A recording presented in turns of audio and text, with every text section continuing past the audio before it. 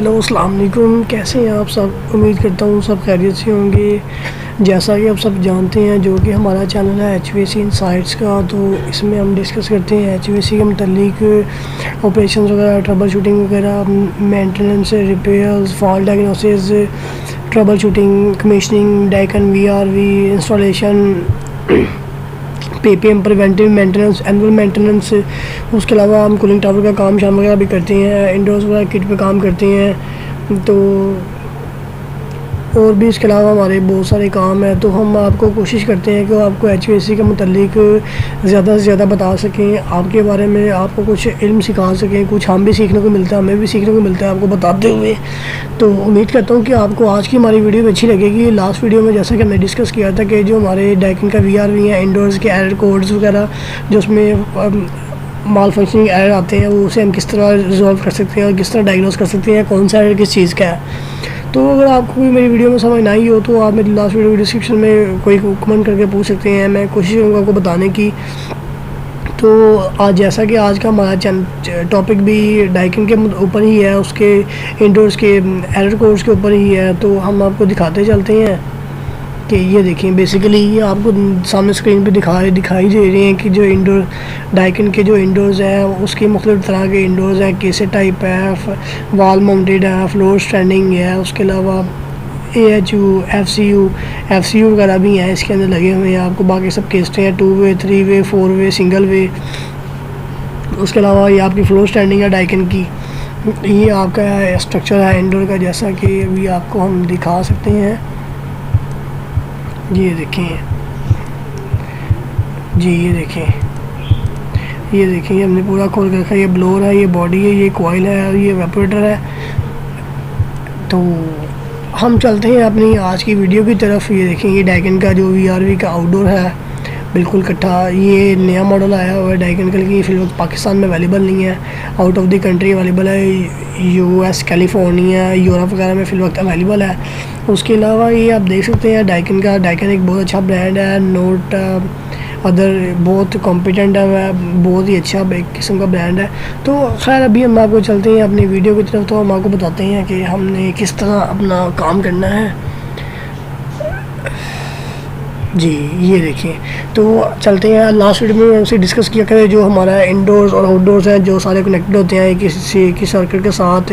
बिलफर्ज आपके एक सर्किट के साथ 8-9 इंडोर हैं। तो जैसे जैसे आप इंडोर करते हैं कैपेसिटी बढ़ती जाएगी, तो आपका एफिशिएंसी परफॉर्मेंस बेहतर होती जाएगी, फ्रीक्वेंसी हर्ट्ज़ वगैरह बढ़ते जाएंगे, प्रेशर वोल्टेज दोनों बढ़ेंगे, टेम्परेचर वगैरह कम होना शुरू हो जाएगा, तो आपको एक अच्छा इन्वायरमेंट मिलेगा। तो बेसिकली ये बताने का मकसद ये है कि जब कोई सिस्टम में ऑब्वियसली जब कोई सिस्टम चलता है उसमें मसले मसाइल तो आते हैं, उसमें कोई ना कोई चलते चीज़ में मसले आते हैं। तो बताने का मकसद ये है कि बिलफर्ज अगर आप अपना कोई इंटरव्यू ऑन करते हैं एक सर्किट के साथ, तो उसमें कोई माल फंक्शनिंग होती है, उसका कोई अब नॉर्मल भी बिहेव होता है जिसमें आप इंडोर का आपको चलता नहीं है, आउटडोर का चलता नहीं है, वो इंडिकेशन लाइट्स देना ब्लिंक करना शुरू हो जाती हैं, एरर जनरेट कर देता है। तो उसके लिए आपको जब आपका BMS साल लगाता है, सेंटर कंट्रोलर साल लगा, तो सेंटर कंट्रोलर आपको बता देता है कि आपके फ़लाँ इंडोर में कोई इशू आ रहा है, ये एरर आ रहा है।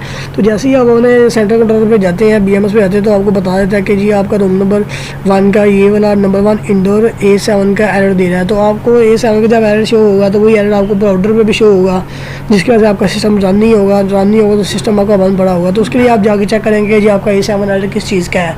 तो हम आपको बताते हैं जो आपका A7 एरर है वो किसी का। सबसे पहले आपको माल फंक्शनिंग और स्विंग फ्लैप मोटर, बिल्कुल जैसा कि मैं आपको लास्ट वीडियो में बताता रहा हूँ कि जो आपके इंडोर के अंदर जो PCB होती है, इंडोर की जो PCB है उसमें हर तरह की सप्लाई आउट हो जाती है, fling, swapper, motor, fan, speeding, high low, resistance, pressure, temperature sensor, transducer वगैरह हर चीज़ आपके इंडोर्स वगैरह में लगी होती है, वहाँ से आपकी मेन PCB से आउट हो रही होती है। तो ये जो एरर है A7 का आपको पता चल जाना चाहिए कि जो आपका A7 है वो आपका स्विंग फ्लैपर मोटर का है। तो हाँ, तो बता सकते हैं कि जो आपकी स्विंग है, केसट की जो मोटर है, जो फ्लैपर मोटर है, वो सही तरह वर्किंग नहीं कर रही, या वो स्टक हो गई है, या वो चल नहीं रही है, एक जगह पे फंस गई है, तो जिसकी वजह से आपका एरर आ गया है। जो आपके डाइकिन का VRV है बहुत छोटे से छोटी चीज़ का भी एरर दे देगा। इन केस कोई वायर ब्रेक है, कोई वायर डैमेज है, दैन ये उसका भी एरर आपको जनरेट करके दे देगा कि आपकी कोई वायर ब्रेक है, कोई वायर मिस है, क्योंकि वहाँ पे सप्लाई आगे जा नहीं रही होगी, रास्ते में कहीं ना कहीं ब्रेक हो रही होगी।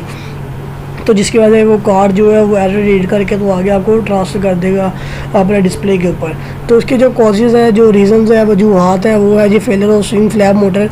बिल्कुल ठीक है कि जो आपकी फ्लैप मोटर है, स्विंगिंग जो फ्लैप मोटर है वो बेसिकली स्विंग के जो फ्लैप मोटर है वो राइट या लेफ़्ट साइड पर लगी होती है, बहुत छोटी सी होती है, उसमें से 3 से 4 तारे निकल रही होती है, उसकी जैक जाके उसका जैक इंडोर के पीसीबी में जाके जैक लगा होता है।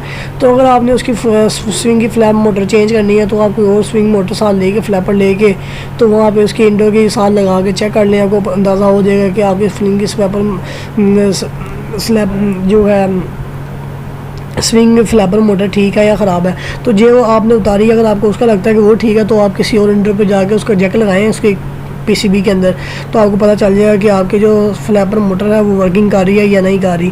उसके अलावा आपका defect of indoor unit PCB बिल्कुल ठीक है।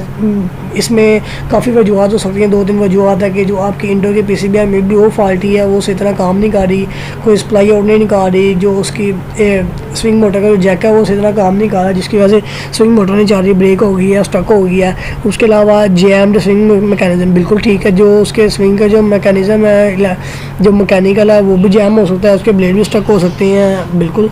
तो इसलिए आपको पता चलता है ये बेसिकली हमारे वॉल माउंटेड या केसेट टाइप में स्विंग मोटर्स का इस्तेमाल किया जाता है इजीली, तो यहाँ पे आपको ये मसले वगैरह देखने पड़ते हैं। लेकिन बेसिकली ये बहुत जल्दी ख़राब होती नहीं है, बहुत एक टाइम के बाद जाके ख़राब होती है, या तो कहीं से इसकी वायर वगैरह ब्रेक हो जाती है, चूहे वगैरह इसकी कहीं से वायर वगैरह कट कर देते हैं, दैन आपको इशू आता है ऐसा।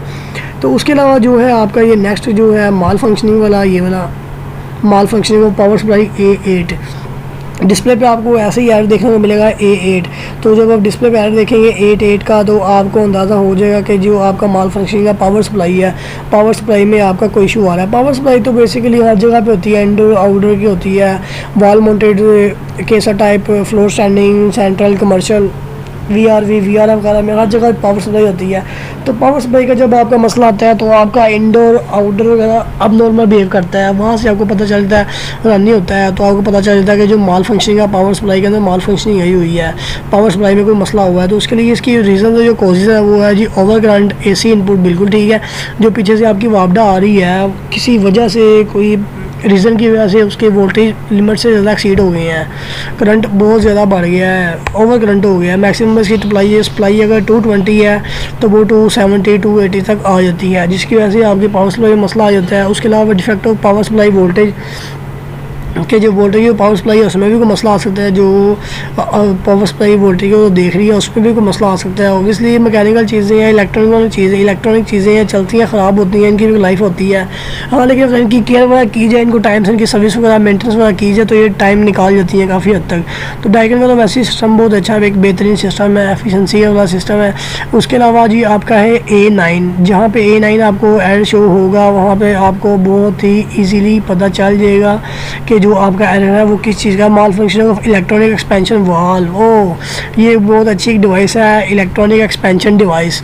बेसिकली इसका दूसरा नाम है जी एक